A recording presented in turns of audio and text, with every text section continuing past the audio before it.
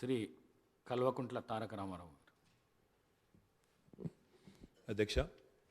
ముందుగా శాసనసభ అధిపతిగా ఎన్నికైన మీకు హృదయపూర్వకంగా మా పార్టీ పక్షాన, మా అందరి పక్షాన కూడా హృదయపూర్వకంగా మీకు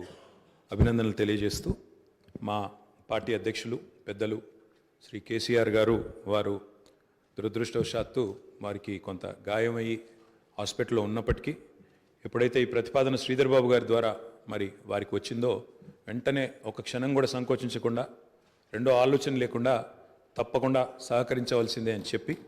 ఏకగ్రీవంగా ఎన్నిక కావడానికి వారు మాకు ఆదేశాలు ఇవ్వడం జరిగింది. దానికి అనుగుణంగానే నిన్న మీ నామినేషన్లో కూడా మేమందరం కూడా పాల్గొనడం జరిగింది. అధ్యక్ష, మీతో వ్యక్తిగతమైన అనుబంధం కూడా నాకు చాలా ఉంది. మీరు 2009 శాసనసభకు ఎన్నికైన నాడు నేను కూడా మీతో పాటు సహచర శాసనసభ్యుడిగా ఉన్నాను. ఆనాడు తెలంగాణ ఉద్యమంలో కూడా మీరు మీ వంతు పాత్ర పోషించినారు. 2012 నుంచి 14 దాకా మీరు మంత్రిగా, ముఖ్యంగా మా శాఖకు మంత్రిగా, హ్యాండ్లూమ్స్ అండ్ టెక్స్టైల్స్ డిపార్ట్మెంట్కి మంత్రిగా మీరు పనిచేసిన క్రమంలో ఆనాడు ఒక సందర్భంలో నేను మీ దగ్గరకు వచ్చి, మీరు రండి సిరిసిల్లకి మీరు రావాలి, ఎందుకంటే రాష్ట్రం మొత్తంలోనే టెక్స్టైల్ అంటే సిరిసిల్ల కాబట్టి మీరు తప్పకుండా రావాలి అంటే మీరు కొంత సంకోచం వ్యక్తం చేసినారు మొదలు. మరి ఇప్పుడు ఉద్యమం ఉధృతంగా ఉంది, నేను మంత్రిగా ఉన్నాను, ఈ సమయంలో వస్తే ఏమైనా ఇబ్బంది ఉంటుందా అంటే లేదు, మనం కలిసే పోదామని చెప్పి ఆ రోజు మీరు రావడమే కాకుండా ఆనాడు మరి బ్రహ్మాండంగా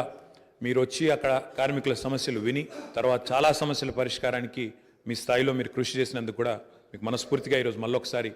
అభినందనలు, ధన్యవాదాలు కూడా తెలియజేస్తూ, మరి ఒక ఉన్నతమైన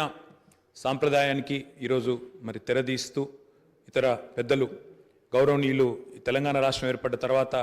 పెద్దలు శ్రీకొండ మధుసూనాచారి గారు, తర్వాత శ్రీ పోచారం శ్రీనివాసరెడ్డి గారు, తదనంతరం మీరు, మరి వారు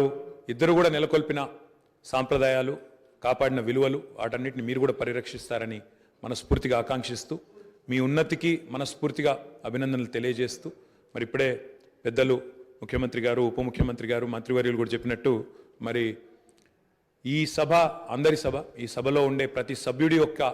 గౌరవాన్ని, ప్రతి సభ్యుడి యొక్క హక్కులను, ముఖ్యంగా ప్రజల తరపున మాట్లాడే ప్రతి నాయకుడి యొక్క, ప్రతి గౌరవ సభ్యుడి యొక్క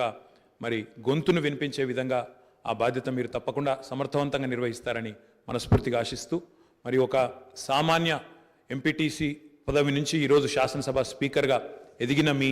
జీవితం ఏదైతే ఉందో, రాజకీయ ప్రస్థానం ఏదైతే ఉందో, ఇది చాలామందికి తప్పకుండా స్ఫూర్తిదాయకంగా ఉంటుందని చెప్పి మనసారా ఆకాంక్షిస్తూ, మీ బాధ్యతలో మీరు 100% విజయవంతం సాధించాలని మా పార్టీ తరఫున కూడా కోరుకుంటూ మళ్ళొకసారి మీకు అభినందనలు అధ్యక్ష. Thank you.